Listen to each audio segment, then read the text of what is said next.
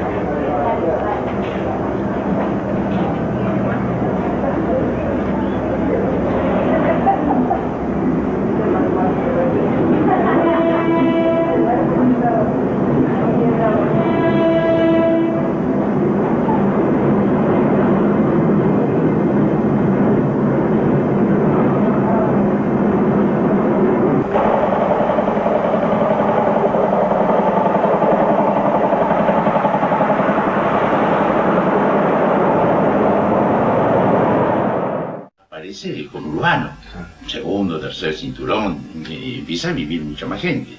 Pero esa gente no viene de turista, viene a ser explotado, viene a trabajar. Yo entro a trabajar inmediatamente, porque se había ido un turista.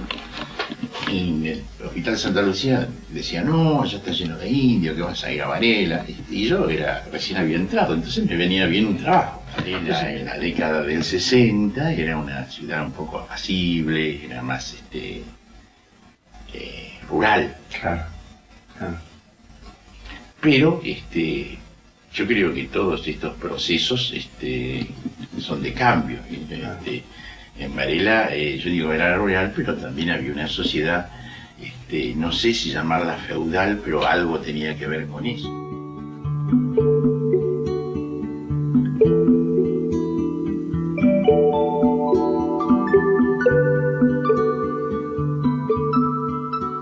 Cuando yo vine a Varela acá, a mí me gustó mucho. Yo tenía miedo por las cosas que se decían de Varela, que Varela era una mafia, que Varela hacía fiestas negras.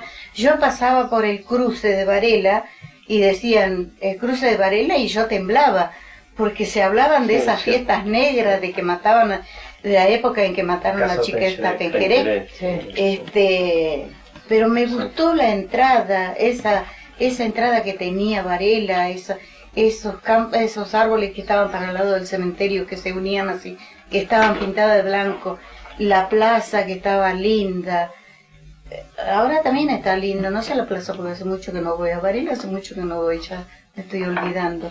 Pero yo tengo una imagen muy linda de Varela, la entrada de Varela tengo la imagen, pero no de la historia. La historia de Varela siempre fue negra para mí. A Varela llegó en el año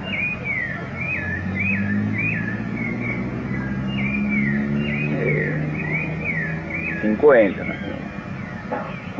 50, 52. En ese año. ¿Y cómo fue? ¿Llegaron junto con otras familias? ¿Cómo fue que llegaron a Argentina y a Varela? No, mi papá primero llegó, fue a la casa de un tío, pero a la zona de José Cepaz. Estuvo trabajando allá en la zona de José Cepaz, bueno, hasta que se pudo, digamos, independizar de mi tío y se vino a la zona de Florencio Varela.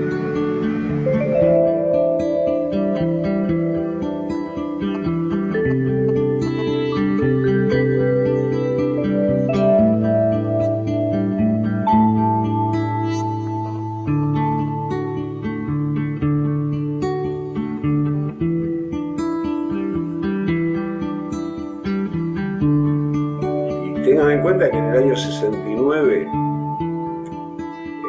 cuando se hizo la fiesta de fin de curso de mi promoción, en aquel entonces el Club de Leones organizaba para todos los egresados de Varela una fiesta que se hacían cargo ellos y que se hacía en el Varela Junior, donde iban todos los egresados de ese año de todo el partido.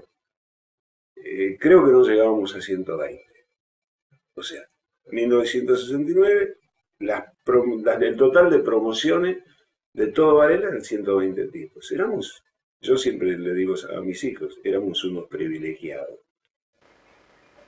Era un pueblo, era una ciudad, viste, que no tenía tampoco mucha vida, ¿no es cierto?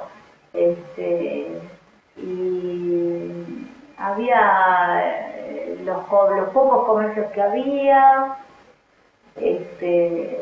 no había tampoco grandes cosas como que vos pudieras disfrutar de algún espectáculo o participar de alguna cosa importante. No había mucha vida.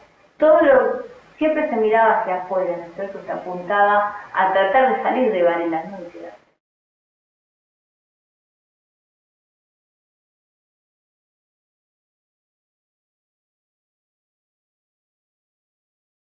Éramos los Conchitos de Varela. Era así. Lo que pasa es que no había el abismo que hay ahora, Ulises.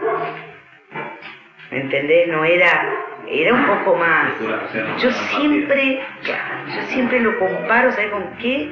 Con las zapatillas que usábamos.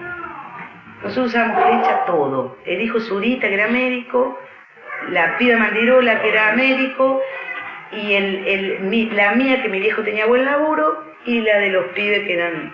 Y usábamos la flecha, todo, mi Far West, el único vaquero. Pero cuando había que ir a comprar vaquero Lee y Levi, que había que ir al contrabandista, que había una contraseña, yo fui la primera que fui. Desde la época mía tengo esta idea de que toda la cuello alto y la nariz respingada de Dolores tuvieron una actitud muy crítica, ¿no? Con respecto sobre todo a mi padre. De Varela le estoy preguntando. Sí, de Varela. Lo que pasa es que Dolores, Dolores, está bien, queda claro. A mí se me entrecruzan tres cosas: Dolores, La Plata y Varela. Claro. Como que mañana doblo cursi y qué sé yo, en la esquina de Monteagudo y me encuentro con él. Creo que ese es el efecto. A mí me pasa caminar por Varela y creer que vi a alguien, o que lo puedo volver a encontrar.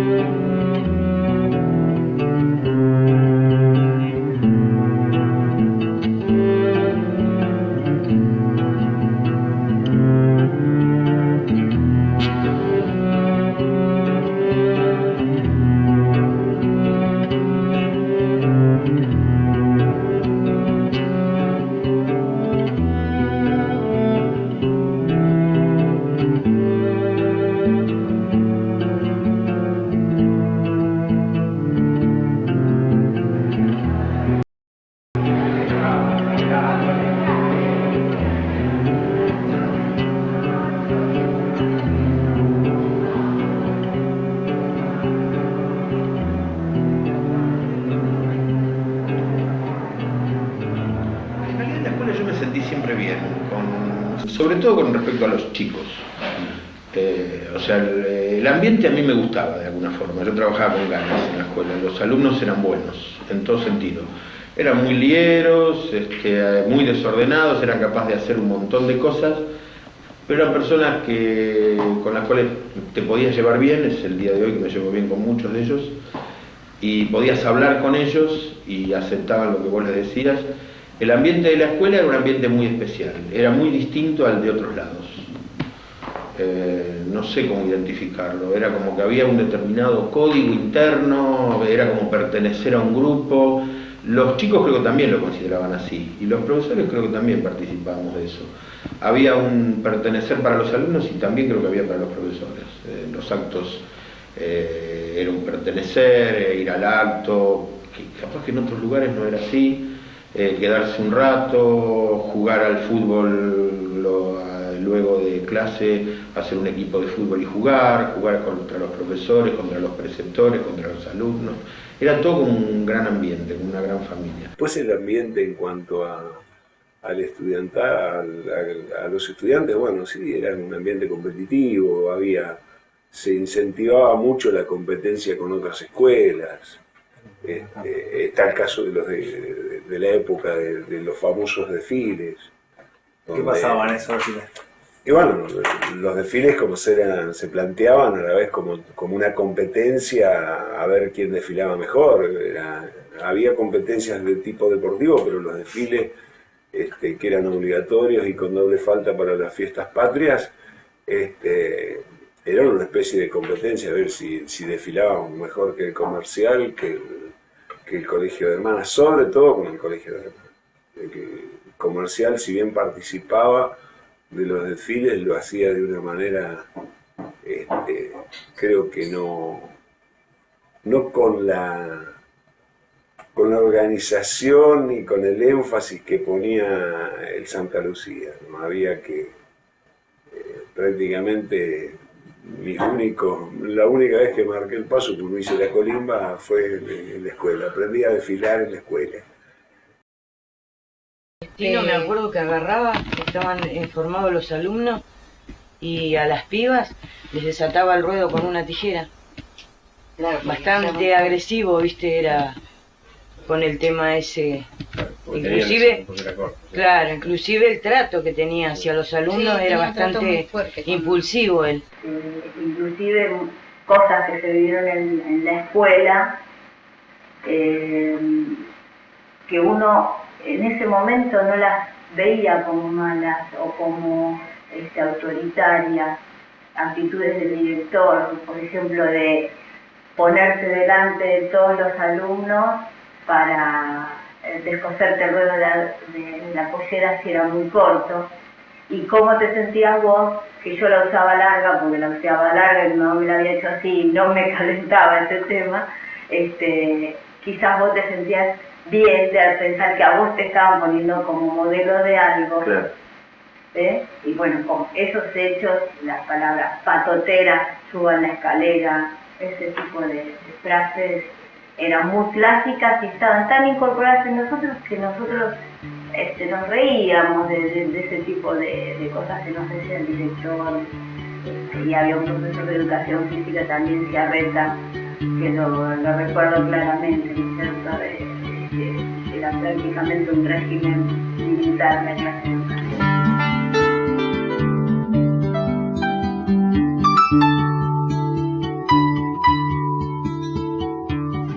Lo único que le digo es que se enojó conmigo el rector, porque, no sé, tengo una manera de mirar, no sé cómo, no sé si acusándolo o no sé cómo estaba mirándolo, yo no me di cuenta, lo estaba mirando y me dijo, usted señora, ¿por qué me mira así? ¿Qué es lo que le pasa? No me pasaba nada a mí, lo único que estaba escuchando, pero no sé. Ese fue el único episodio que yo recuerdo que ese rector se haya dirigido a mí. Yo lo tuve como profesor, aparte de como director. Y como profesor, profesor de geografía, yo tengo un buen recuerdo de él como profesor. Es más, él sabía, yo ya tenía más o menos en ese entonces decidido estudiar agronomía y siempre como que me alentó a hacerlo. El tipo que yo lo vi trabajar en la escuela nocturna, el tipo que daba como docente, digamos, compromiso, ¿no? O sea que ¿viste? A veces los encuadramientos a veces son eso, son datos objetivos de la realidad, así hay que tomarlo, ¿no? Pero bueno, hay que verlo con alguna amplitud también, ¿no? Porque a veces la demonización es jodida. Indudablemente que sobre Santa Lucía va a quedar impregnada la marca de que hubo como concepción política un enfrentamiento ideológico. ¿Hasta dónde llegó? Si eso fue en la esfera de discusión de las ideas o más, eso yo realmente no puedo dar testimonio. Pero sí sé que el pensamiento, bueno, qué novedad, digamos, forma parte de una derecha conservadora absolutamente reaccionaria y absolutamente antipopular desde el punto de vista de la concepción política, ¿no? Que no es tan así desde el punto de vista de los hechos. Es decir, la Santa Lucía es una escuela abierta, le contribuyó al crecimiento. Creo que alguna vez yo lo conté inclusive en el Consejo Deliberante.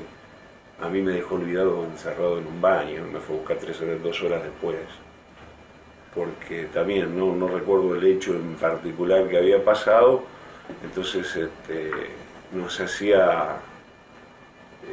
nos dejó a toda la división y nos hizo ir uno por uno a la dirección y nos preguntaba sobre lo sucedido. No recuerdo el hecho, o si sabíamos quién había sido el responsable de lo sucedido, o sea, un amable pedido de delación.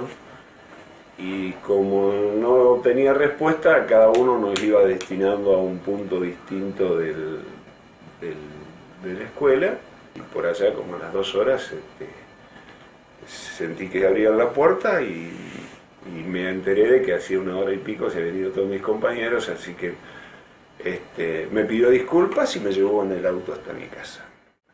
El universo de los alumnos no se plantea, y de los padres no se plantea el discurso ideológico detrás.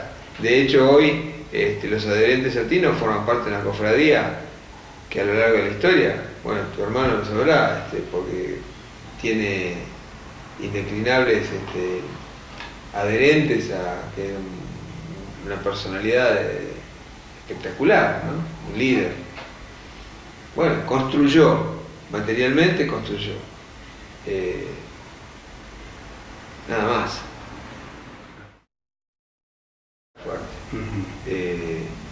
Había dejado de ser podestad el obispo de Avellaneda y a cargo del CONSUDE, Consejo Superior de Educación Católica, y había pasado a ser cuarrachino.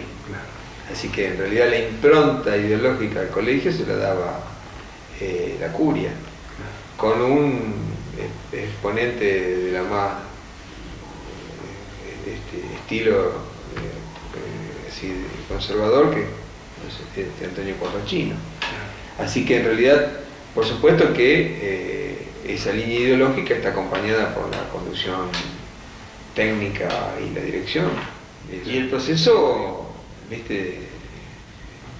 el proceso desacomodó muchas cabezas.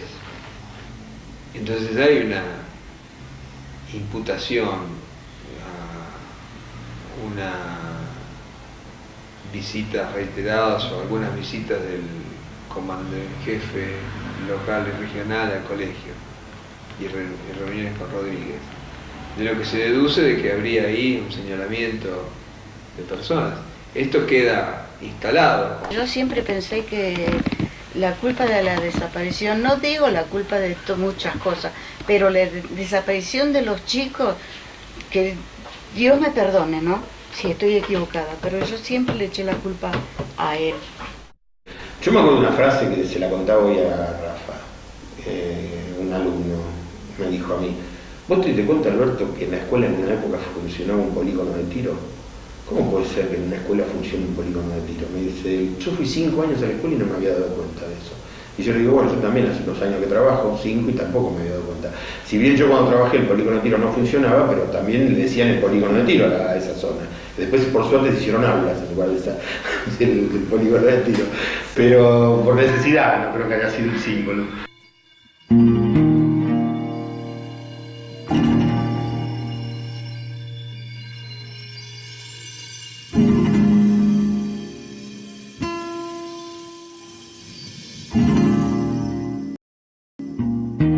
forajidos nos decía Tino. Forajidos nos decía él. Entonces, bueno, ya que nos llaman, seremos forajidos. Incluso teníamos un distintivo con muchas cosas, un burro, un burro que era Tino, un alumno subido arriba del burro, castigándolo, era todo muchos elementos, muchas cosas. Ah, eso en el claro, ¿se acuerdan que usábamos un distintivo en aquella época? Sí. ¿Cómo era? ¿Un burro que era? Un burro que era Tino, un alumno, sí, había también como un cable enchufándolo. Una cosa. Pero eran chicos muy sencillos, ¿es cierto? Julio y Toto trabajaban en las quintas, ¿sí? En los fondos de Varela, y bueno, yo hay un hecho que recuerdo, es el que relaté en el libro, que ellos venían con las manos muy lastimadas o con callos de trabajar en las quintas, ¿no? Y eran chicos sencillos. Nunca me hubiera imaginado que ellos militaban, porque el contacto era en la escuela. Fuera de la escuela nosotros no nos encontrábamos. Y Horacio, el compañero de mi hermana, era muy combativo. Un chico que estaba permanentemente en cosas y que permanentemente también le estaban llamando la atención por sus actitudes. El que más recuerdo, digamos, como extrovertido era Toto, que siempre estaba riendo, tipo siempre alegre, siempre estaba bromeando con todo. Ángel era tan inteligente, era súper inteligente, pero aparte lo que lo caracterizaba era el humor que tenía. Era divertido, alegre, tenía un humor tan especial. No sé, yo creo que es algo que hoy hubiese hecho tanta falta. Yo no puedo creer que hayamos perdido algo así. La gente que perdimos, eso es algo que es lo que más me conmueve, ¿no? Es terrible. Y Silvia, Silvia me acuerdo, calladita, ella era calladita, era todo lo contrario de él. Ah, eran diferentes formas. Eran diferentes, sí. Yo a ella la recuerdo así, reservada. Y bueno, después Horacio era pura espuma, era una cosa increíble. Y yo era muy del grupo de Horacio, porque andábamos siempre, María Rosa Taira, Ernesto Nieva, Horacio y yo, andábamos. Y lo retábamos, porque el otro corría atrás de todo, yo creo que andaba corriendo atrás de algo le interesaba y ya salía corriendo para allá. Así que lo andábamos siempre para un poco, claro. Era terrible, pura espuma. Siempre claro. Con los aparatos de electrónica, con las cosas. Sí, esos recuerdos tengo.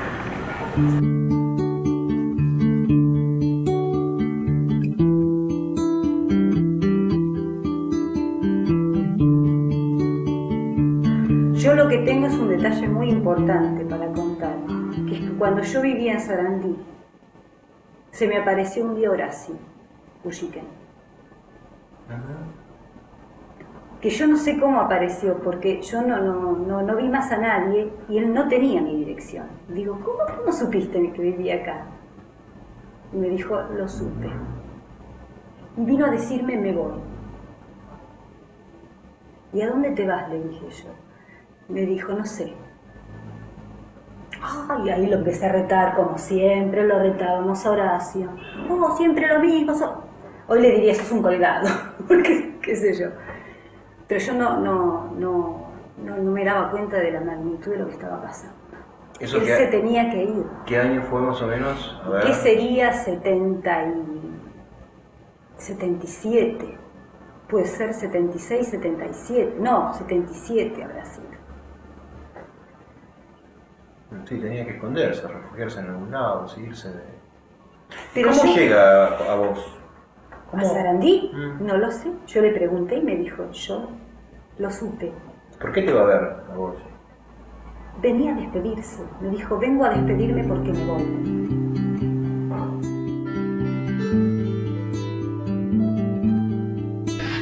una vez fuimos también con ese mismo grupo por allá, por el Camino Negro, creo que era una casa quinta donde pudimos pasar el día, todos los chicos que se juntaban y también venidos de otro lado seguramente, porque yo en ese momento, yo era, ¿qué le puedo decir? No, yo no tengo maldad para nada, no pienso mal de nada, no sabía en la que estaba metida, a lo mejor se llevaba los militares en ese momento me llevaban a mí también, pero sin saber lo que había hecho. Pero eran chicos muy buenos. Con este chico Toto, con Claudio venían, tomaban mate. ¿Claudio Zurita? No, Claudio Zurita no, Claudio Memo. Claudio Memo. Sí, Claudio Zurita no, en el colegio tuvieron contacto. José Lepore venía acá a visitar. Sí, José Mario. Sí, según me dijo... Nieva era pretendiente de mi hija y yo no sabía. Y me dice Ernesto, ¿no se dio cuenta que venía por Lucy?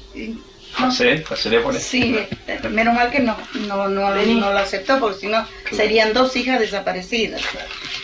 No porque no fuera un buen chico. Claro, por supuesto. Fue un chico muy bueno, de familia muy buena. Nosotros llegamos tardísimos, ya a las 3, 4 estábamos leyendo el diario, fumando, charlando las notas. Se reían, se reían porque yo llegaba a cualquier hora. Bueno, te sentaba en el diario. Yo les llegaba boludeces, se morían de risa. Me decían, lean la revista 7 días, déjense de hinchar las pelotas con esas cosas, se cagan de risa. Esas son las revistas de los oligarcas, me decían. Bueno, pero te aceptaban así también. Sí, a mí sí. No era que por... No, me esperaban por donde llegaba para quedarse de risa. O sea, en ese sentido eran abiertos. Sí, claro. Yo no te digo las cosas que le decían. Decían, lean la re 7 días, no estaba de moda, o gente, que yo. Dejen estas pelotudeces, que yo. Moría. Dice, no, con estos tipos no podemos, con tipos como estos, dice, no, estamos listos. Mi papá siempre decía, cuando lo veía así, que iba, venía para acá, para allá, decía que era igual al padre de él. Y mi abuelo era secretario general del Partido Comunista del pueblo, ¿viste? Y encima eran parecidos físicamente. ¿En Avelino? Claro, en La Pío, que es el pueblo de mi papá. Y qué sé yo, y dice mi papá, me acuerdo que contaba, mi abuelo tampoco tenía paz, era un tipo que era actor, otro día, viste, interpretaban a Shakespeare, otro día hacía otra cosa, militaba. ¿Me entendés? Una persona que se informaba todo el tiempo en un pequeño pueblo, ¿viste? Era una cosa grosa. Y decía, es igual a mi papá, porque contrariamente a eso, mi papá es un tipo de lo más tranquilo, ¿viste? Que una vida de lo más pacífica, no le gustaba que lo molestaran. Cuando yo fui a Italia, claro, mi primo me mostró una foto que me prometió mandármela, después nunca me la mandó, donde está mi abuelo levantando el brazo izquierdo con todo el partido, ¿viste? Reunido, y mi abuelo que era el secretario general, ¿viste? O sea, esas cosas, ¿viste? Tan como paradojales de la vida, ¿viste? Porque hay un océano de por medio. Y vos fijate 2 personas genéticamente cómo han repetido la historia, ¿no?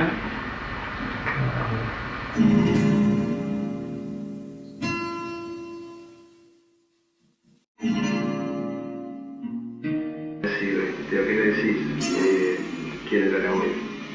No, y lo que te puedo decir es lo que uno sabe, digamos, que era mi viejo y que el abuelito no está y que hacía cosas, pero al bebé que le va a hacer. Digo cuando sea más grande. Cuando sea más grande, bueno, le voy a decir, mirá, hay una parte grande de la historia argentina en la que tu abuelo fue partícipe, lamentablemente un partícipe involuntario de una cosa que no tendría que haber sucedido y que fue. Y me va a preguntar por qué, y le voy a decir, mirá, es por eso, porque tenía ideales y porque los ideales se defienden. Y bueno. Cuando hay ideales que son muy poderosos, ¿qué vas a hacer? Tenés que estar ahí.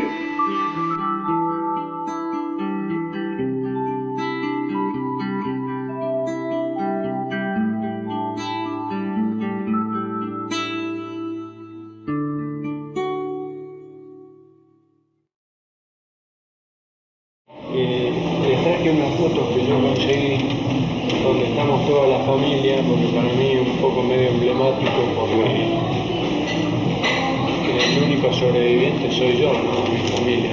Mi mamá murió hace unos 2 años. Sergio era un tipo que no era muy intelectual, pero tenía mucha presencia y mucha fuerza, ¿no? Perseverancia. Mire, Alejo en una primera etapa estuvo con nosotros en la JP. Después medio como que hizo una apertura y a lo último creo que lo agarraron medio por perejil.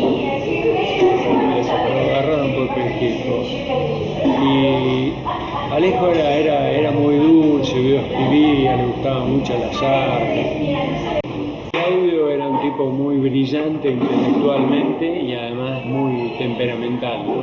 Claudio es el más chico.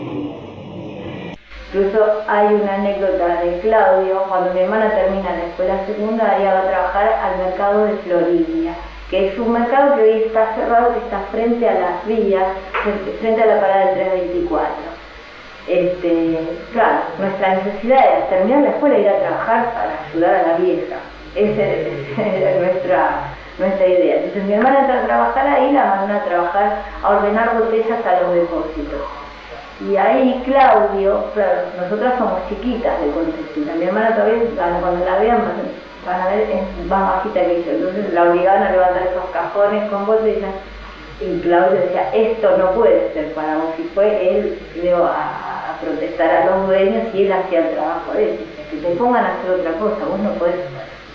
Y vos fíjate, el hijo de un médico de Varela, que podría haberse pasado la vida muy tranquilo, podría haber ido a estudiar a cualquier universidad, que el padre seguramente le hubiera bancado los estudios, estaba trabajando en un mercado como empleado.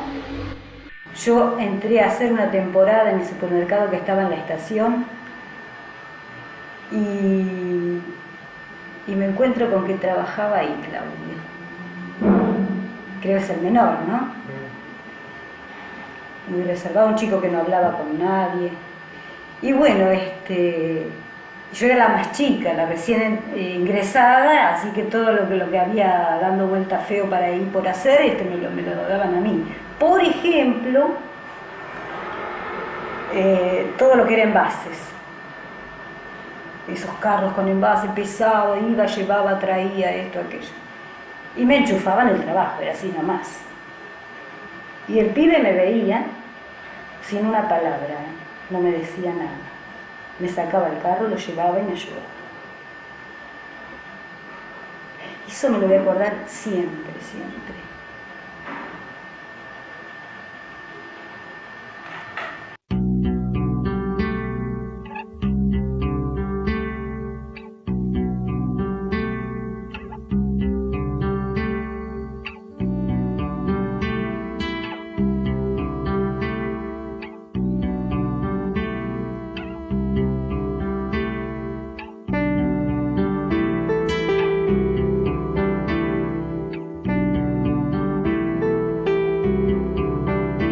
Vino a hablar Ángel una vez, a imitar.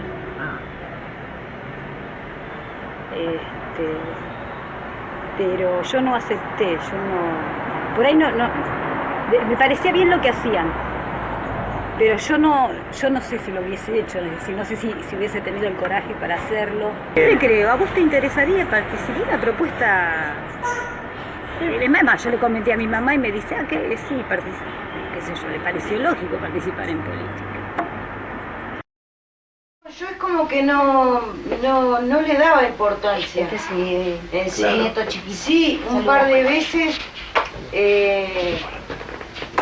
me enojé con ella porque una vez le encontré un panfleto y le dije, mamá y papá van a sufrir por culpa tuya, le dije. Y bueno, que es el día de hoy que estoy arrepentida de habérselo dicho porque bueno, ellos tenían sus pensamientos y sus ideas, ¿viste? Y cuando uno tiene pensamientos e ideas, no los podés hacer revertir de la situación. No era tan, ¿viste? Uno te ponía el facón acá y salías a ser militante. No era así. Era mucho más natural, mucho más porque el contexto te ayudaba, ¿no es cierto? Era muy fácil que los gurises de la facultad fuéramos a, qué sé yo, viste, los de arquitectura a trabajar en algún barrio, los de medicina a los dispensarios, los chicos de otras carreras a enseñar alfabetización, y no éramos ningunos héroes. Era la gran mayoría que hacía eso. Lo que pasa es que el contexto era muy distinto ahora. O ahora eso es es una rara avis. Y antes no. Cuando hablo del contexto era que estaba mucho más empapado todo lo que era lo social. Digamos, lo individual no te lo planteaba, no había salidas individuales. ¿Por qué te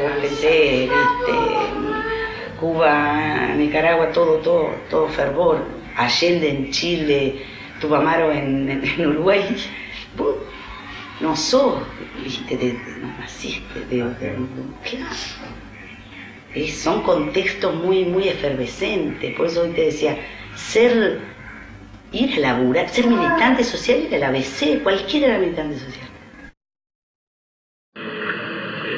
Yo hacía, no sé si me están filmando, pero yo era miembro de la organización Montonero en Florencio Varela, y los compañeros que están desaparecidos eran compañeros míos. Usted lo reivindica públicamente. Sí, con una actitud crítica, que es por la cual yo me fui. ¿Que te fuiste de la organización Montonero? Sí. Su opción, digamos, política de ingresar a la organización fue cuando usted egresa de Santa Lucía y ya... No, claro, cuando yo me vengo a estudiar a La Plata ingreso en la única organización peronista que había acá, que era el FUR, al que perteneció el presidente también, creo que siempre habla del FUR, ahí empecé. Y después pasé al peronismo de base, a las PAP, y después pasé a la JP y a... El movimiento surge como surgió no solamente en Varela, sino en toda la sociedad argentina y en el mundo. Sí, creo que la década, es decir, el movimiento arranca en la década del 60. Y si yo me acuerdo que muchos de los que estábamos en Santa Lucía en el año 68-69 nos rateábamos, íbamos a las manifestaciones de La Plata, porque ya había, si bien estábamos bajo dictadura, el movimiento estudiantil era muy fuerte, ¿no? Si nosotros teníamos en ese momento claro de que tanto a nivel sindical como a nivel, si bien todavía estábamos en el gobierno democrático con Isabel, no podíamos salir, trabajamos más de manera como más secreta, más clandestina, es decir, una cuestión de denuncia y a la vez ir tratando de ir a organizar algo dentro de la fábrica, ir conociendo gente, sumando nuevos militantes, era un trabajo, digamos, más de hormiga, no era un trabajo que no hacíamos un trabajo, digamos, abierto en cuanto a la actividad, porque ya evaluábamos lo que después se venía, ahí sí ya evaluábamos. Ahí más de una vez sabíamos de que íbamos a tener que estar permanentemente alerta porque, bueno, la represión cada vez se hacía, ya estaba la AAA en pleno auge. Empieza la interna esa que había dentro de cuando se hacen los centros de estudiantes ahí en Santa Lucía, que empieza la interna dentro de los 2 quintos que había, ¿te acuerdas que estaba el A y el B? José estaba en el B. No, pensé que estaba en el A. José estaba en el A. Había una interna sí. Y que se había hecho por el tema que ya se empezaba a rumorear, que bueno, que se hacía el centro de estudiantes, y se habían hecho 2 grupos. Sí. Como decir, la de la izquierda y la derecha. Dentro de los grupos estudiantes era más o menos la definición exacta, porque se había hecho un grupo que le decían al de José y de Mario que eran los comunistas, por eso las pintadas de Santa Lucía, ¿te acordás? La de la calle Quintana. Sí. Año 74. Año 74. Esa la hicieron los mismos compañeros, pero del otro grupo, que estaban en contra de él. Si no, te imaginas quién la va a pintar esa. Claro, porque se habla por ahí de chicos que tenían inquietudes, como decía Carmen, pero claro, había gente a la que le caía mal eso. Más vale una interna. Incluso en una de las volanteadas esas que hubo en el Santa Lucía, que Rodríguez, no sé si te acordás, porque nos fue llamando a todos, que nos llamaba para interrogarnos. Sí. ¿Quién había volanteado? No sé si te acordás, que estábamos en quinto nosotros. Yo me acuerdo que Rodríguez abrió así un cajón y me sacó, mirá todas las cartas de las madres que tengo acusando a yo sé quiénes son. Ya que mismo las madres del otro grupo seguramente le mandaba cartas a Rodríguez diciendo que había chicos que estaban en actividades políticas. Esos son mismas las madres de los otros compañeros, del otro grupo. Si no, esas cartas, ¿dónde salieron? Las va a escribir Rodríguez, las tenía porque las recibió. Entonces la interna en Santa Lucía ya ahí se empezó a gestar.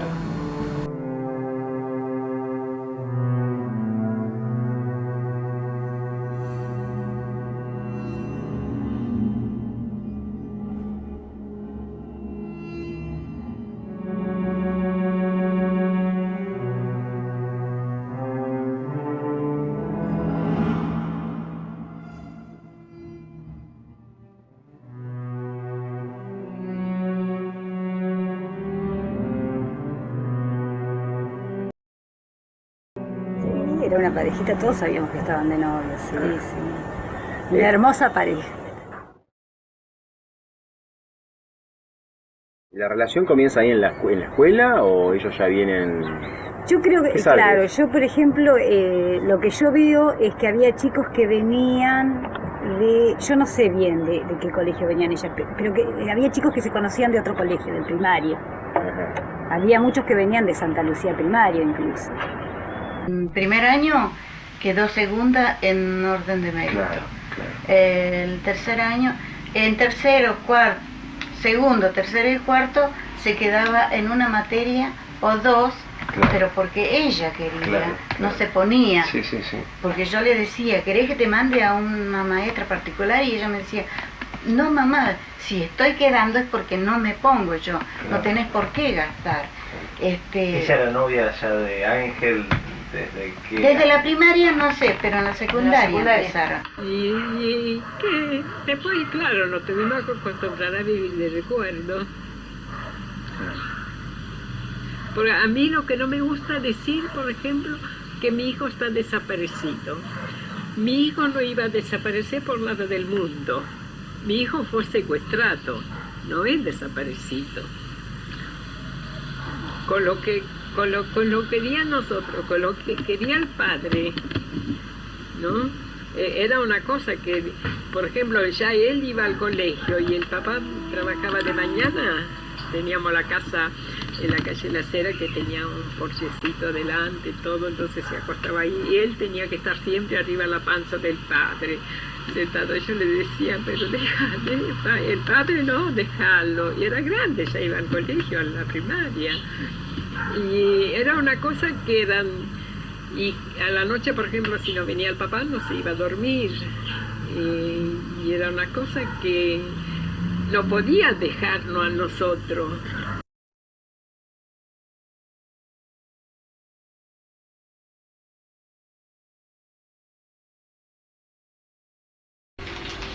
Eran excelentes alumnos. Yo siempre que hablo le digo, Silvia era una alumna regular, pero Ángel era un excelente alumno. Para mí, qué sé yo, lo conocí así. ¿Fue abanderado durante los 5 años? Sí, durante los 5 años, porque el primer año fue abanderado. Me parece que me había dicho una chica que dice, hasta este momento, dice, el único que tuvo la calificación más alta en el colegio es Ángel. Pero Silvia era muy inmadura. Cuando Silvia terminó quinto año, un día vino, se sentó ahí y me dijo, mamá, no te pongas mal ni te pongas a llorar, pero hasta acá llegó tu responsabilidad. Si de acá en más no te hagas problemas, si tengo ropa, si tengo algo para comer, no te hagas problemas. Eso ya es responsabilidad mía. Ya bastante sacrificio hicieron ustedes para hacerme estudiar.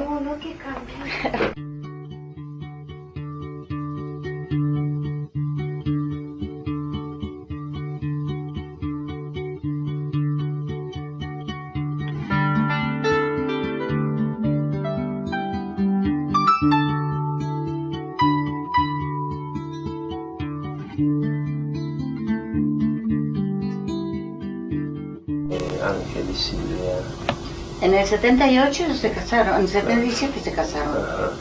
Y se fueron a vivir allá, pasando la fábrica Masur, la papelera, hacia adentro, creo que una cuadra o media cuadra, habían alquilado una casita.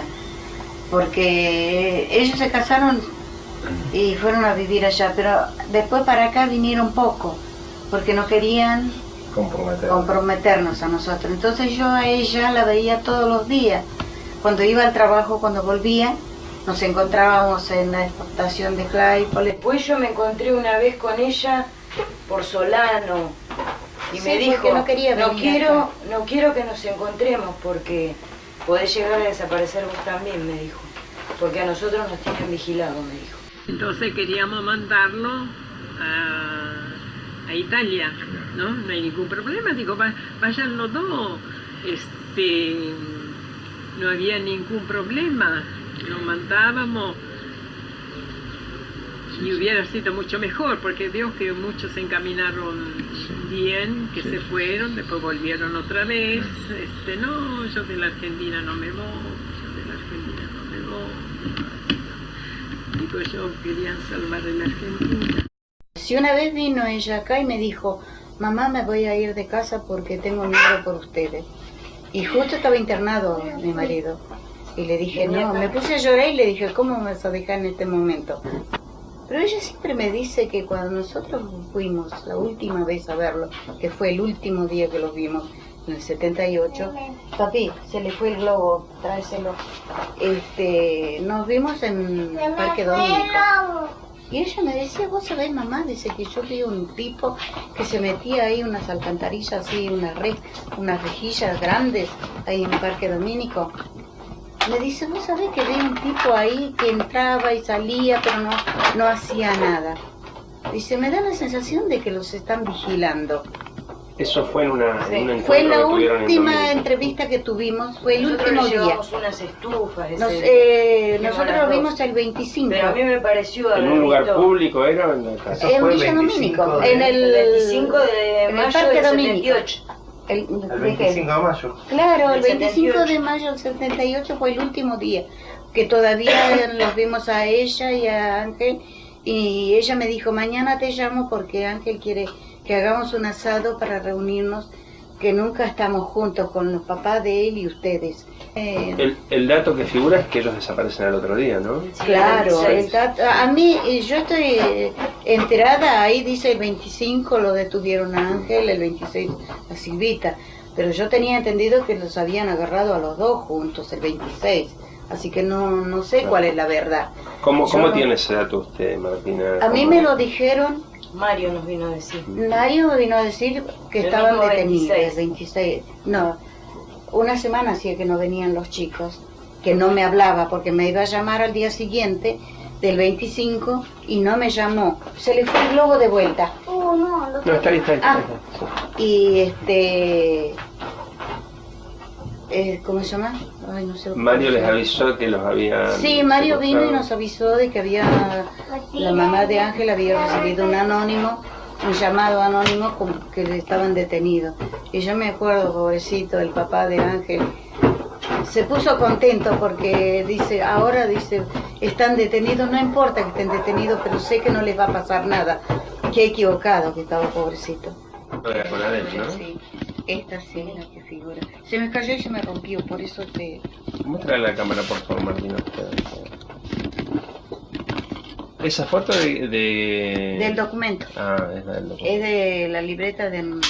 Con esa foto aparecen ellos. Claro, sí. Aparece en internet, aparecen esa. Claro, todo este trabajo se lo voy a agradecer toda la vida a la mamá de Ángel, porque yo no pude mover un dedo para buscar a mi hija y hacer todas esas cosas.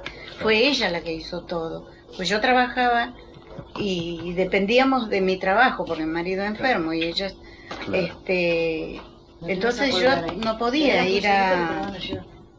Ahí está de nuevo Silvia. Acá está. Muestra la cámara, por favor. Entonces esta es la foto que se parece mucho. Sí.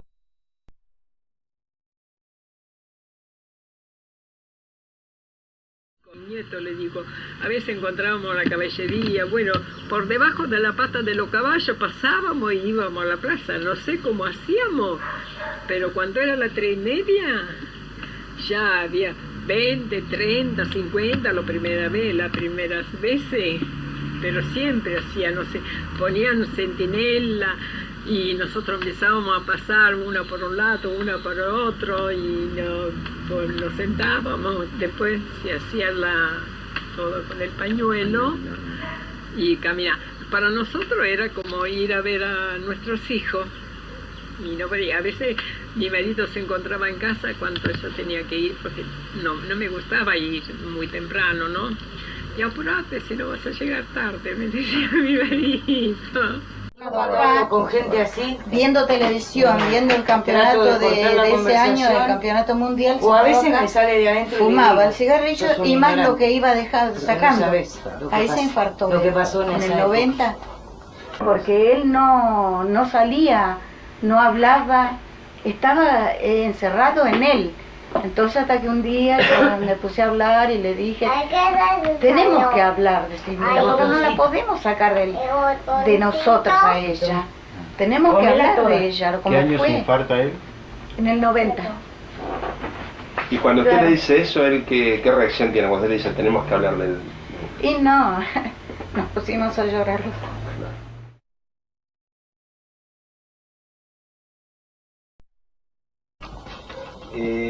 En esa grabación, usted me contaba que... Es una conversación que ella habla de su supuesto hijo. Claro. ¿Pero ya cuando estaba embarazada? No sabemos, porque ella a mí no me dijo en ningún momento que estaba embarazada. Ella me dijo, mamá, me parece que Silvia está embarazada. Estábamos embarazadas. Y no me quiso decir para no preocuparme. Con supuestamente 2 meses de diferencia. Romina nació en octubre y ella en diciembre. Hijo o hija de ella, ¿no? O sea que tendría casi la misma edad que Romina. Sí, claro, 27 años. Tu papá, tu mamá, ojalá que lo conozcas y lo tengas siempre, porque aún no sabes que luchamos por los pueblos y no tenemos garantía. Solo le pido a mi causa que lo puedas conocer. Es un hombre como hay pocos. Un amor que no se puede medir. Dentro de él estamos nuestro pueblo, vos y yo. Y otras personas. Mas es mejor, te lo resumo en una sola palabra que lo dice todo. Macanudo. Ojalá podamos llevarte de la mano, reír con tus caritas, preocuparnos por tu llanto, desvelarnos por una noche para acunarte en nuestros brazos. Porque vos sos el fruto de nuestro amor, que es infinito. Si lo perdés cuando sos pequeñito, igual él va a estar presente en mi recuerdo, en el de sus camaradas. Lo vas a conocer porque yo te voy a decir cómo era tu papá. Ojalá seas como él, con esos ojos que te enseñan la calma, con una voz que te dan amor, cariño y comprensión, con unas manos que se tienden para brindar su amistad, con un corazón que siente y que sufre por los demás. Si lo pierdo, una mitad de mi vida va a morir. Y el pilar que sostenía mis ganas de luchar vas a ser vos, porque él va a vivir en vos. Pero ojalá lo tengamos siempre. Si yo tengo que caer, solo le pido a la causa que me permita engendrarte y que puedas nacer. Así él tendrá un compañero que lo acompañe a su angustia. Así tendrá alguien por quien luchar. No te va a faltar amor, aunque sea una mamá. Solo te pido que lo cuides, que lo quieras y que sepas que lo quise.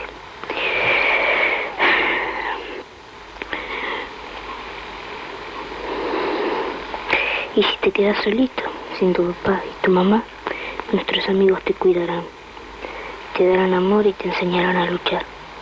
Quiero que seas vos quien siga nuestra lucha, que seas auténtico, sincero, y que algún día te enamores de una chica honesta, que la quieras como yo a papá y como papá a mí. Sabes que sos la esperanza de la nueva sociedad, de un sistema justo. Si nos perdés a los dos, te dejamos como herencia amor, espíritu de lucha y un camino preparado para que puedas ver la revolución y el pueblo contento. Ojalá podamos, tu papá y yo, verte luchar, amar a una mujer y tener hijos de amor. Ojalá podamos tenerte, jugar, cuando un pequeño, enseñarte a caminar, llevarte de la mano por el camino de la honestidad. Ojalá veamos tus hijos, aunque mi pedido se limita a darle un hijo a papá. Como quisiera yo tenerte dentro mío para poder estar más tiempo junto a papá, enseñarte. Y si no puedo tenerte y tu papá se nos va, mi cuerpo no servirá, solo vivirá para luchar. Me voy a secar por dentro, solo voy a luchar, servir solo a nuestra causa. Y lo juro, por nuestro amor, jamás tendré un hijo que no sea de papá. Solo queremos conocerte, Ángel Julián. Tu cuerpito está hecho solo de amor.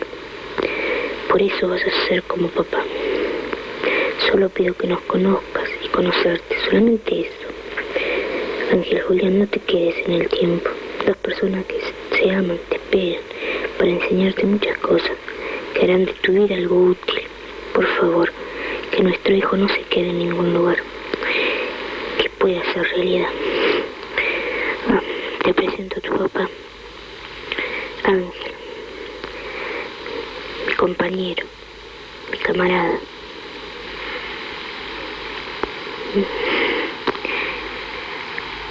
Hasta otro tiempo en que pueda ser realidad.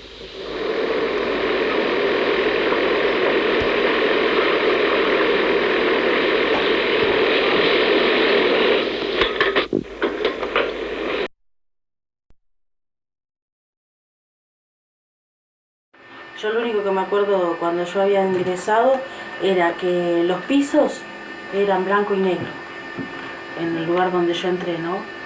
Y bueno, y después habían dos compartimientos. Lo que yo me acuerdo es que a ella una vez le preguntaron si estaba embarazada y ella dijo que sí. Estaba más o menos de 4 meses cuando yo estaba ahí. Y como es, yo veía que le daban leche. Y yo decía, qué suerte que a Silvia por lo menos le dan leche, porque como está embarazada, y yo veía que a todas las chicas que estaban embarazadas le daban leche.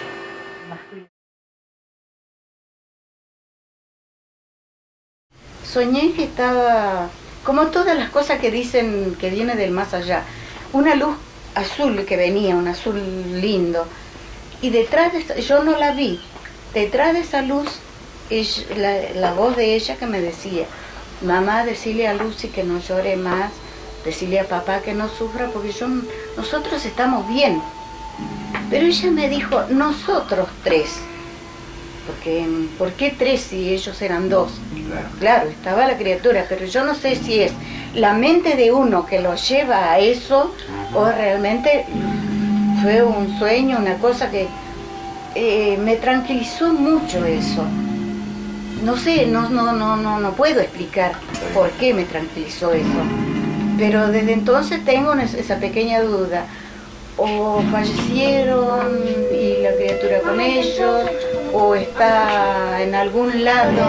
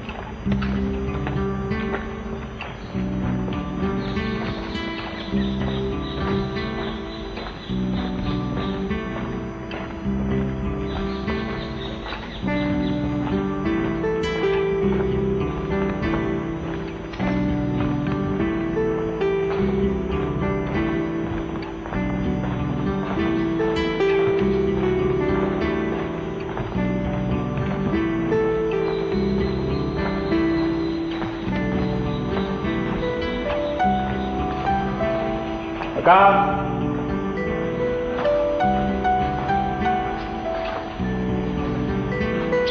¿Esta es? Acá.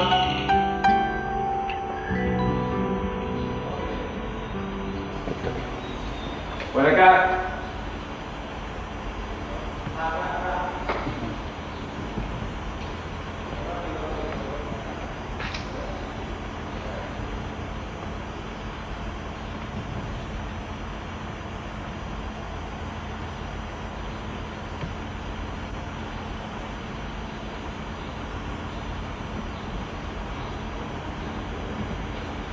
Los restos de Horacio fueron encontrados por un trabajo minucioso, digamos, del equipo de antropología forense. Investigaron y vieron que esos cuerpos estaban enterrados en Cementerio Parque de Mar del Plata. Bueno, después de conseguir que pudieron, digamos, consiguieron la orden para poder, ¿cómo se dice? Trasladar los cuerpos. Exhumar los cuerpos, hicieron los análisis correspondientes y determinaron que era de Carlos Horacio. El día que el equipo de antropología forense le comunicó a Luis, al hermano, que habían encontrado los restos de Horacio, yo lo acompañé a Luis. Lo acompañé yo y también otros integrantes de la comunidad Nikkei. Y bueno, para él fue como, digamos, un doble sentimiento, ¿no? Como un profundo pesar, pero también como una tranquilidad por haber cerrado como un ciclo. A partir de ese momento es como que podían ya elaborar el duelo. Es una confirmación de algo que ya sabés que pasó, pero bueno, es la confirmación. Y bueno, en la comunidad Nikkei de acá de Varela, como se acostumbra cada vez que fallece un integrante de la colectividad, siempre se hace una misa en honor al fallecido.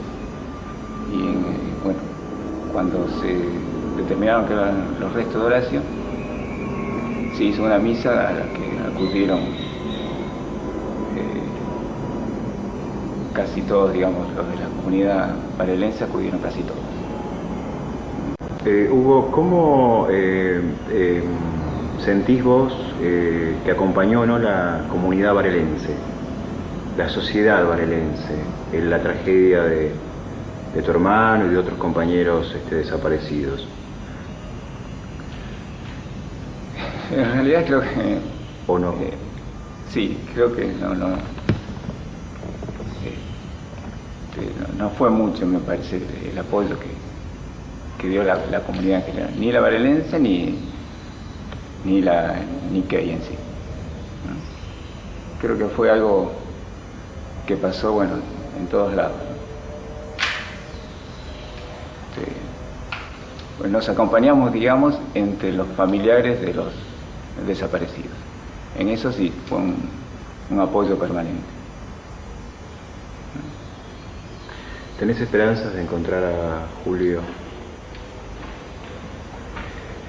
Es lo que estamos buscando, digamos.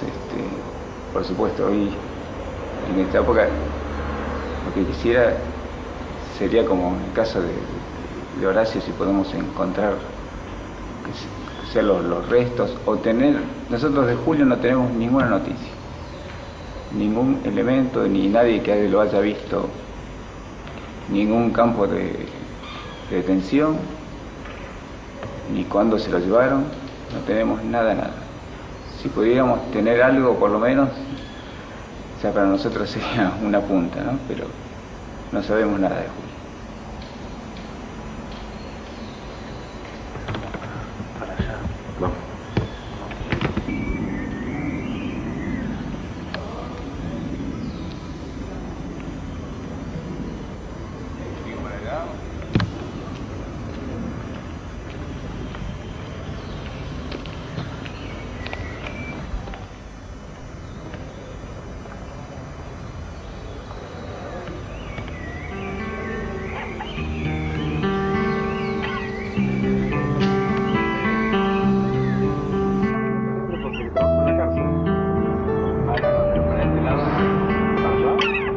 pasado alguna vez cuando he venido a vos a cortar camino?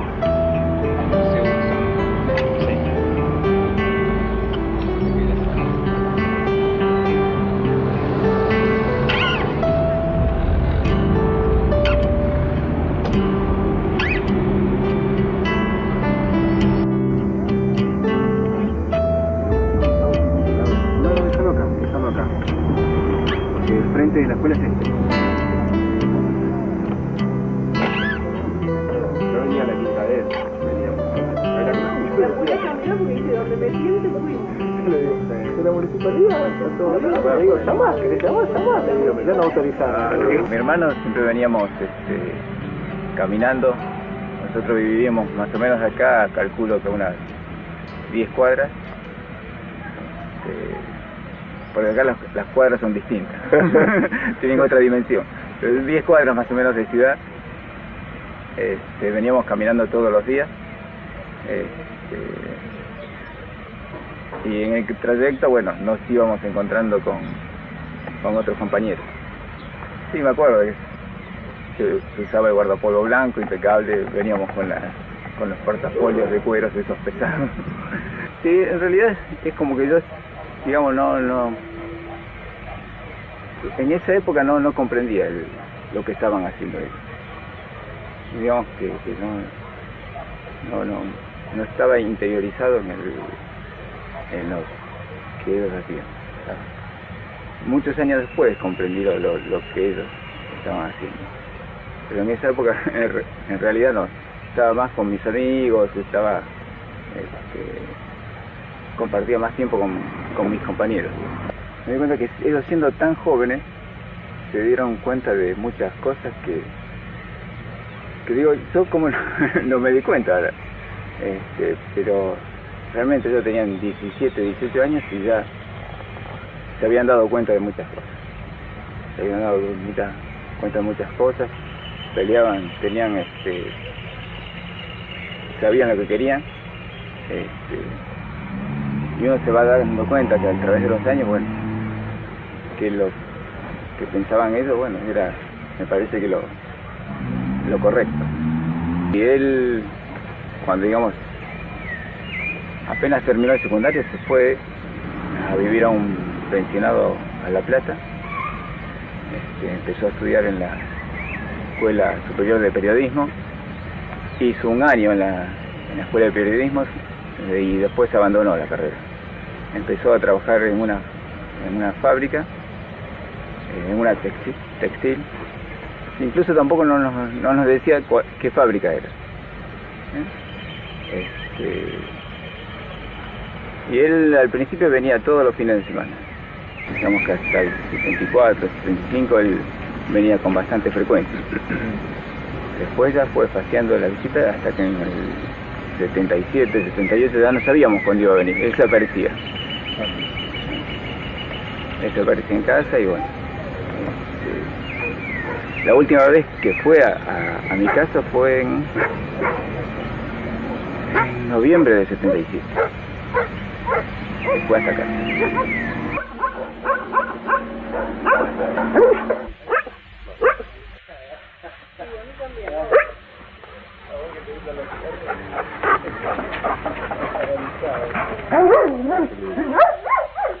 De acá, ¿viste?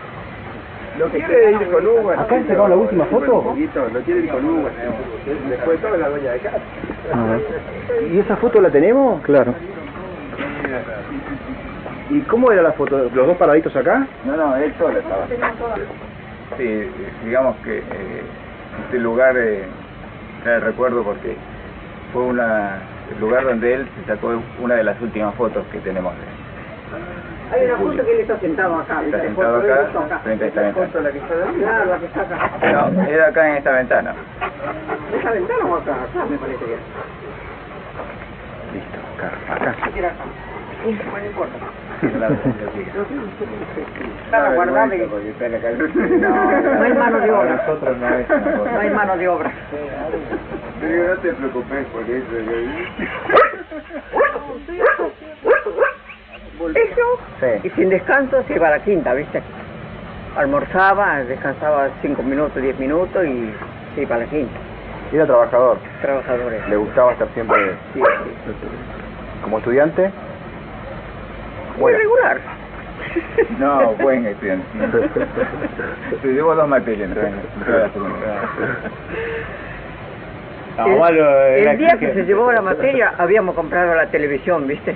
Ajá. Era es la primera vez que tenía. En la primaria. Entonces no estudió y yo me asusté, no mire más televisión. ¿Y le sacó la tele? Le saqué, después Qué sábado, mala domingo solo. madre. Sábado y domingo solamente, mira. Con los muchachos acá con Huguito, que eran de subirse, romper las ramas, las plantas, los árboles. Esto acá estaba todo pelado. No había ninguna planta porque jugábamos al fútbol. Jugaban fútbol, me rompía todas las plantas, ahora sí, me acuerdo de eso. Entre los tres, ¿viste? Ajá. Él era chiquitito, tenía 4 años, jugaba a la par del mayor y de Julio, ¿viste? Y me rompía todas las plantas. ¿Quién era el más diablo? El más oveja negra. No sé, iguales más o menos, tranquilos eran ellos, ¿eh? No se peleaban tanto así. ¿Y qué hacía en el trabajo en la quinta? En la quinta ¿Qué hacía regaba, básicamente? regar. Por surco, ¿viste que iba el agua así? Sí. Entonces con la azada abría la boca aquí para que vaya el agua. Después cuando ya está por llegar el agua ya cerraba y abría la otra boca para que vaya el otro surco así. Y eso es una extensión grande de tierra, ¿no? Ya nosotros teníamos 14 hectáreas. ¿Qué sembraban? De todo un poco. De todo un poco. Sí. Toda clase de verduras. ¿Cómo fueron esos años? La última vez que vino, 2 semanas antes que hicimos cumpleaños de 15 de Graciela, de la farmacia.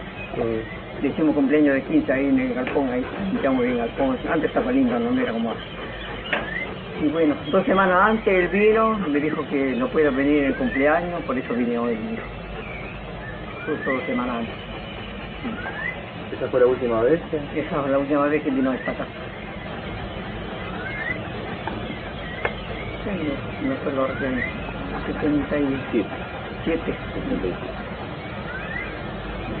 ¿Y qué recuerdo tiene usted de esos años de él, ya de 77, cuando ya estaba más grande? Por ahí venía poco, era serio. Le gustaba hablar mucho de política, siempre así. ¿Le gustaba hablar de política? Sí, siempre hablaba de política. ¿Hablaba con usted? Sí, con nosotros, sí. Con nosotros pensábamos. ¿Era de leer? Sí, le gustaba leer. Tenía muchas revistas que a él le gustaba. Siempre leía. Y bueno, uno piensa a veces que podemos encontrar el resto, eso es lo único que esperanza que tengo. Pues uno siempre con esa intriga no sabe cómo fue, ¿no? ¿Qué le pasó? No sabemos nada. Es terrible saber hacer. Bueno, han encontrado que ahora está en el cementerio de Varela, los restos de Horacio. Ah, por eso. Horacio, sí. Qué suerte, digo ayer, por lo menos tiene a Horacio sí. Donde... ¿En una de esas? Ojalá tener suerte en todo.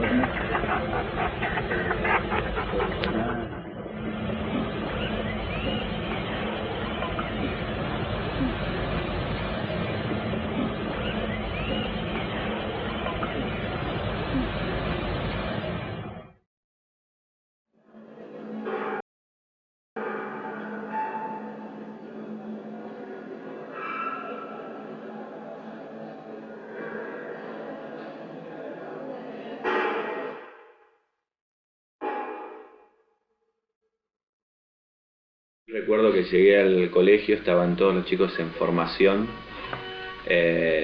como habituaba a saludar Rodríguez antes de que entraran al aula, y recuerdo algunas cosas que se dijeron que dijo Rodríguez en ese momento, ¿no? Fuertes, la verdad que las estuve recordando después que ustedes me llamaron y cada vez me parecen más fuertes. Recuerdo que lo primero que escuché fue una alusión a Videla, que él comentó, dijo que en realidad Videla había sido una especie de héroe nacional que estaba más allá del bien y del mal y que nos había salvado a todos. Y ahí empalmó diciendo que él había visto caminar por los pasillos de la escuela al diablo, y que en una referencia, calculo yo, a la gente que estaba desaparecida de la escuela, ¿no? Comentó que gracias a Dios ahora estaban viendo crecer los rabanitos desde abajo. Del conflicto yo lo que me acuerdo es lo siguiente. Sé que un día viernes en el turno tarde, yo no trabajaba en el turno tarde, por lo tanto no estuve en ese momento. ¿Hablamos del 87? Sí. Rodríguez reunió a los alumnos del turno tarde y tuvo una charla no, les habló él, por una charla, a los alumnos del turno tarde.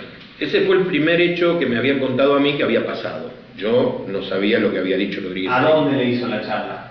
Los reunió en la escuela, dentro de la escuela, en el gimnasio. No, en el gimnasio. En algún momento. El hecho era referido, después me entero, hago conexión a visitas, supuestas visitas que él hacía los fines de semana para comer con Rafael Videla. Inmediatamente, bueno, cuando él termina de hablar, los estudiantes suben a las aulas, él se retira, suben a las aulas, y los profesores, antes de ir al curso, pasábamos 2 minutos, 3 minutos por sala de profesores, esperábamos que los alumnos se ubicaran en las aulas, los preceptores le tomaran lista. Y recuerdo que Rodríguez entró a la sala de profesores y dijo: ¿se está acá conmigo o se está en la vereda de enfrente? Yo tampoco en ese momento sabía a qué se refería, pero yo lo que hice fue pedirle 1 minuto para hablar con él, y tuvimos una charla de 20 minutos, media hora más o menos, en que mi posición era que yo, como profesor de educación cívica, digamos, me había comprometido a digamos, refutar lo que él había dicho, digamos, ¿no? Y a explicarles lo que había significado el proceso, digamos, en la Argentina, y quién era Videla a los estudiantes.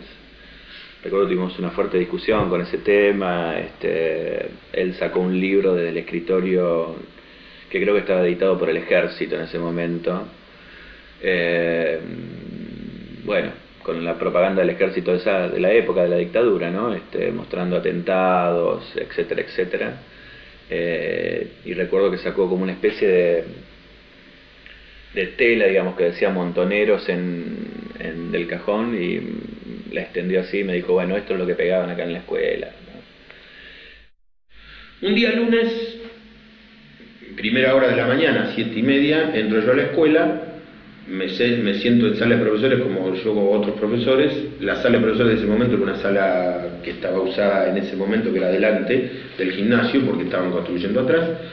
Y bueno, no empieza, no tocan el timbre, y de repente entra María Eufemia, la secretaria, y nos dice: el director invita a los profesores a que participen, que va a hablar con los alumnos, les va a dirigir una palabra a los alumnos. A los alumnos a los cuales le dirigí una palabra en ese momento eran los alumnos de tercero, cuarto y quinto año, porque los de la mañana iba tercero, cuarto y quinto año, digamos que toda la cantidad de alumnos que puedan tener tercero, cuarto y quinto año. Yo trabajaba con guardapolvo blanco, o sea que, digamos, lo digo porque era notorio. ¿Dónde lo llevó? ¿En el gimnasio también? En el gimnasio, lo formó en el gimnasio, y él se paró en lo que nosotros decíamos graciosamente el púlpito, porque él le encantaba pararse ahí porque estaba en un nivel más alto, y como decía un profesor, en forma así graciosa, se agarraba de ese caño y así se estiraba más y sacaba la cabeza. Entonces empezó a hablar. Yo la verdad que no sabía de qué corno estaba hablando, no me di cuenta, medio ignorante o por lo menos inconsciente, no sé, pero empecé a escuchar de repente en el silencio, y entré a escuchar algunas cosas como que me parecían mal, frases que, bueno, que uno le quedan grabadas y que uno parece que se queda fijado en eso. Videla es un héroe. Las madres de FAMUS son unas víctimas.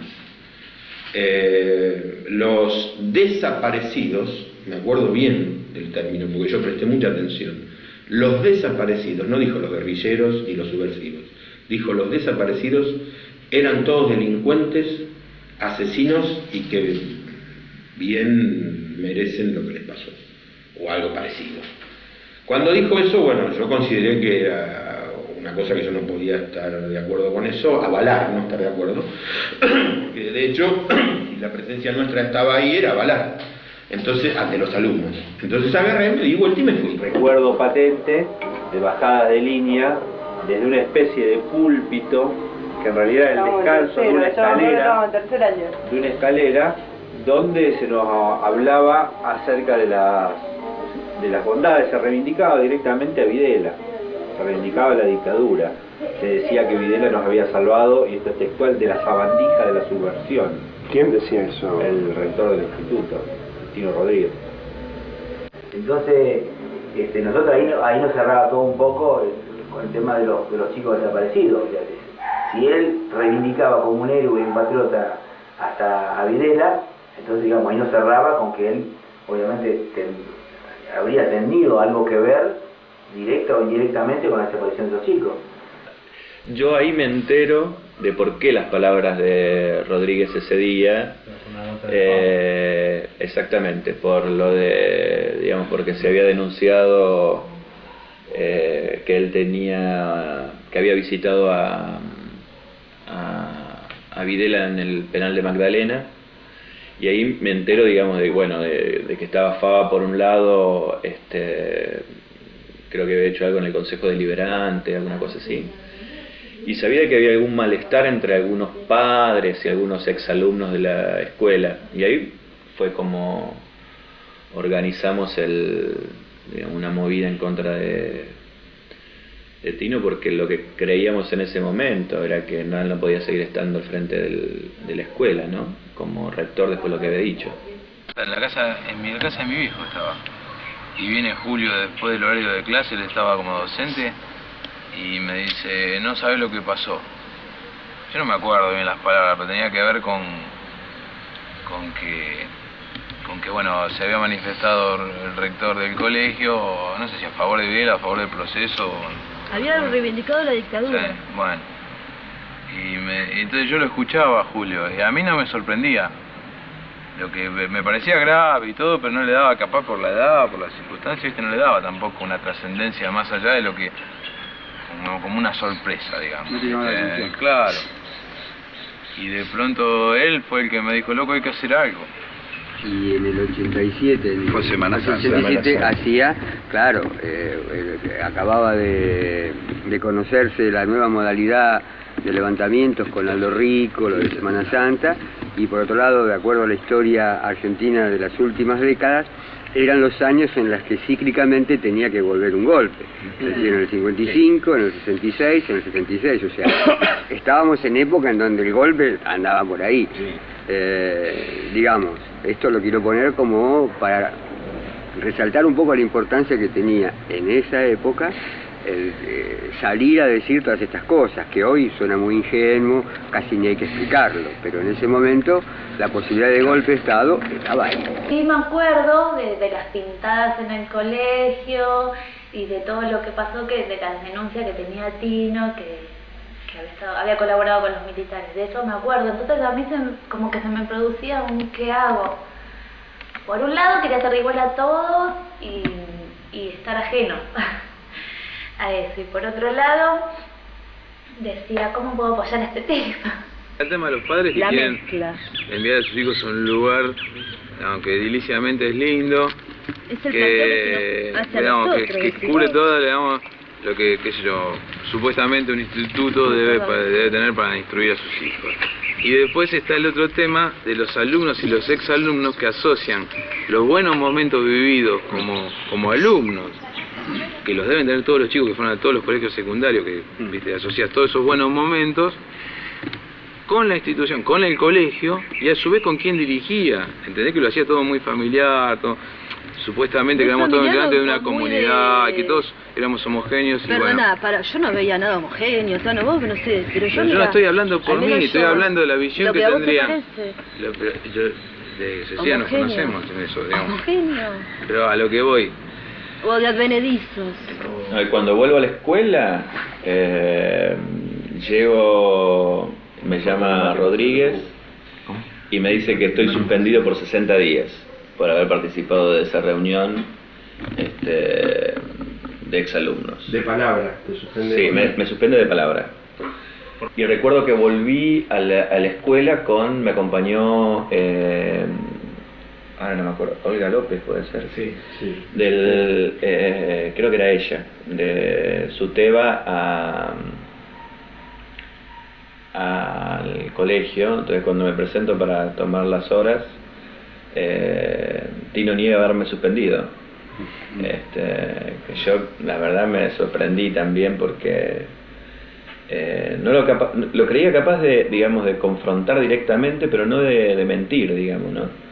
Ahí me di cuenta que había gente que lo estaba asesorando también, digamos, abogados, porque era evidente que no me podía suspender por lo que había ocurrido.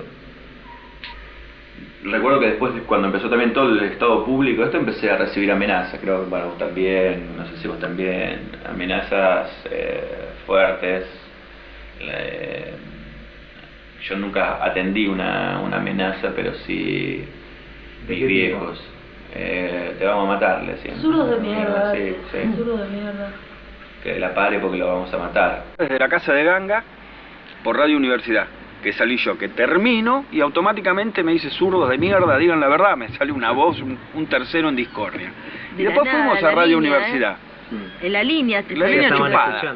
Sí, nos tenían a todos los teléfonos. En un momento era... Sí, unos adelantados. Bien, a ver, ¿cómo era ser joven y participar de esa movida para la denuncia de Tino? No, y en aquel momento la verdad que se vivieron momentos bastante críticos, ¿no?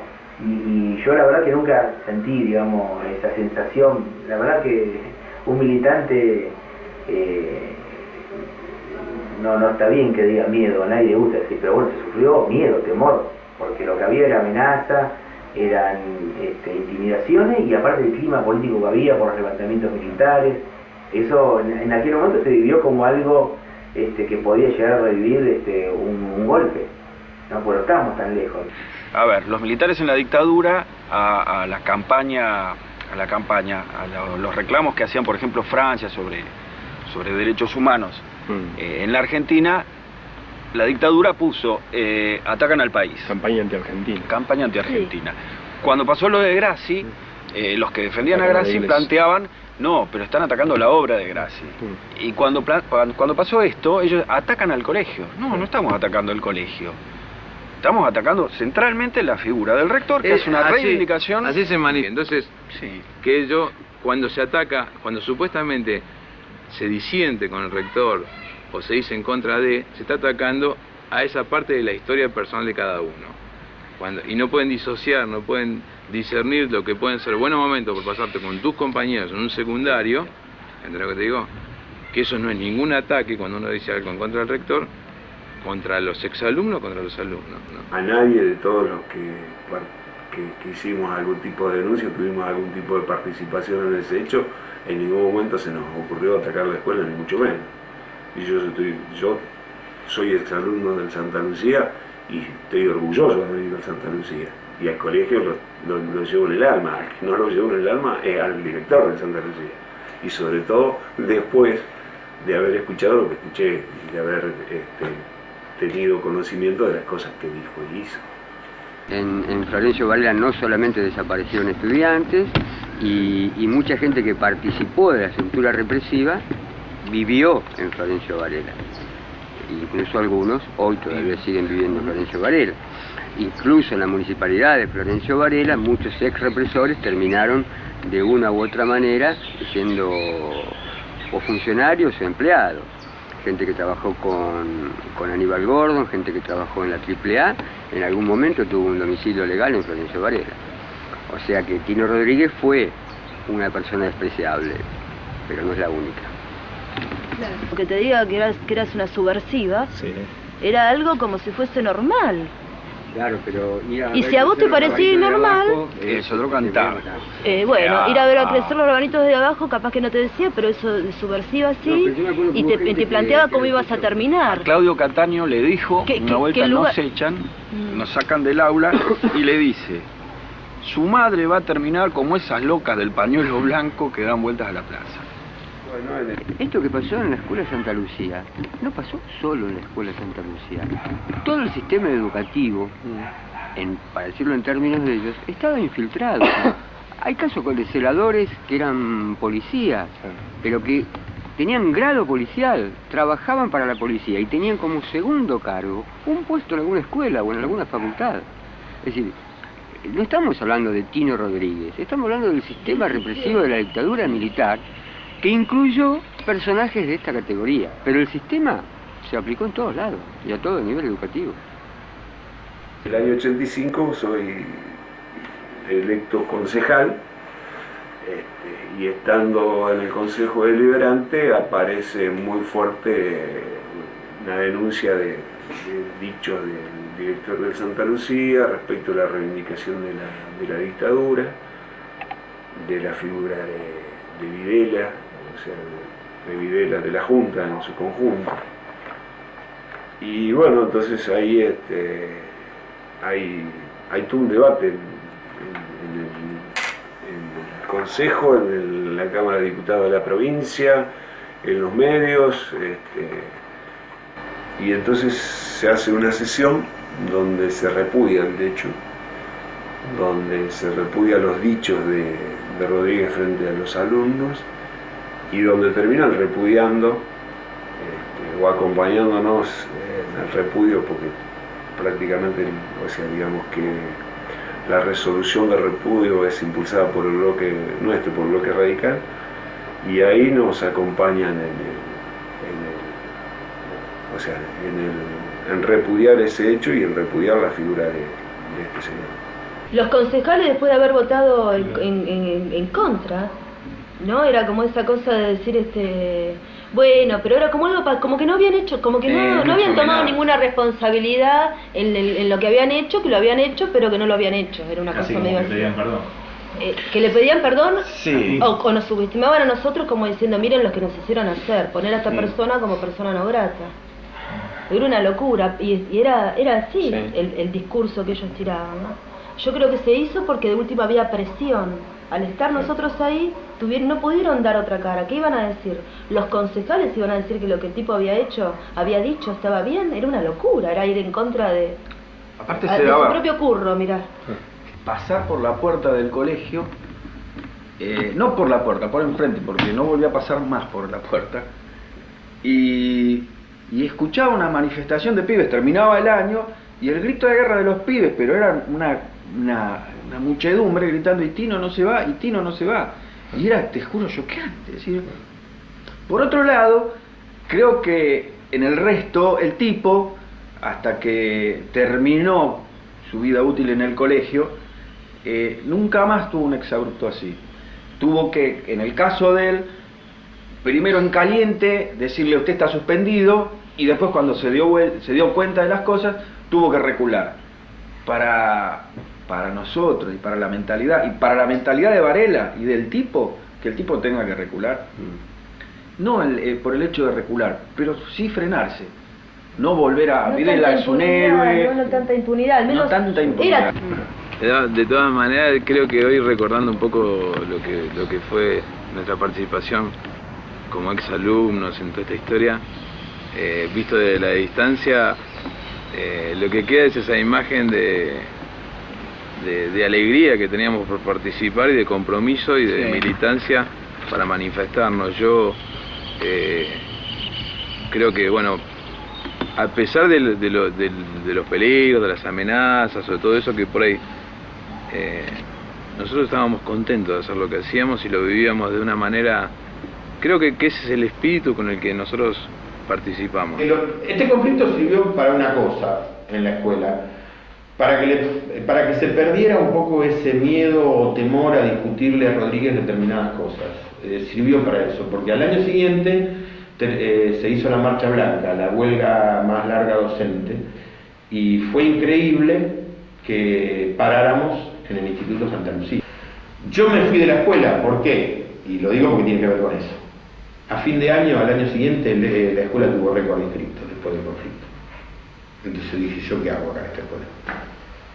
Si los padres creen que lo que pasó el año pasado estaba bien, y lo que se duda que pasó en años anteriores no habrán dicho que estaba bien, pero bueno, serán mentiras, por eso la anoto a mi hijo en la escuela y entonces ¿qué va a hacer? Evidentemente uno no estaba de acuerdo con eso, porque ahora parece que los que vivimos en esa época nadie opinaba lo contrario, todos éramos democráticos, no era así. Sí, ¿cómo puede ser que la escuela tuvo récord-conflicto? Entonces cuando me di cuenta de eso dije, no, yo la verdad, como pueda me voy, y me fui.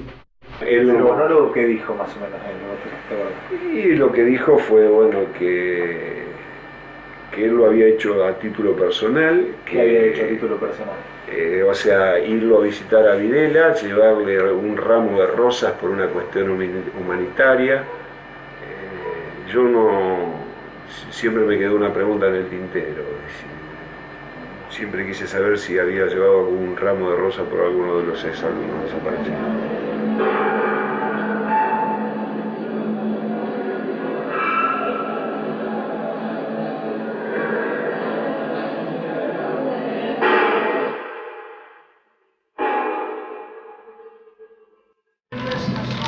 Teodosio Acuña, Daniel de Maestri, Horacio Bulliquén, Julio Bulliquén, Ángel Iula, José Népoli, Silvia Chan, Alejo Zurita, Claudio Zurita y Sergio Zurita fueron estudiantes del Instituto Santa Lucía. Es el momento de inaugurar el mural.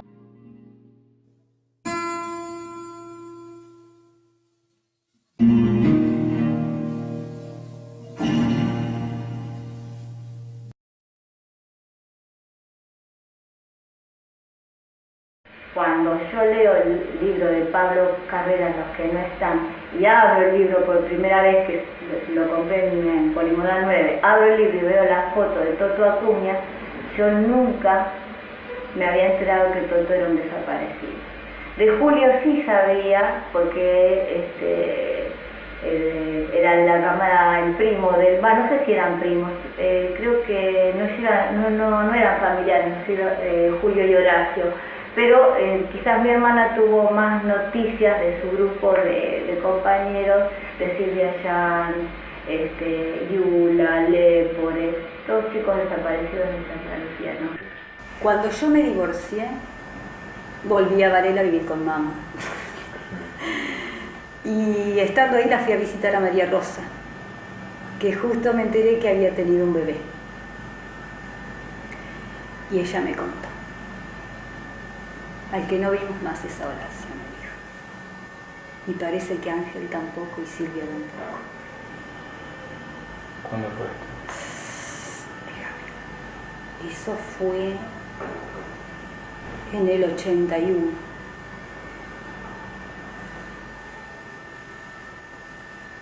¿Ella cómo se había enterado? Por las familias. Taira es japonesa.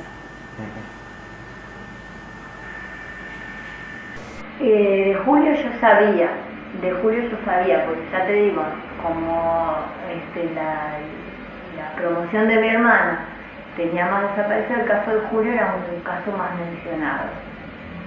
Pero el de Toto no, yo de Toto cuando abro el libro y me doy cuenta, no lo podía creer, porque es más, desde que yo me recibí, desde que yo terminé bachillerato en Santa Lucía, hasta que me volví a encontrar con mis compañeros, yo me encontré nuevamente en una reunión de egresados que la hicieron en el EFA, no me acuerdo, sí, por el EFA creo que fue, en 1999.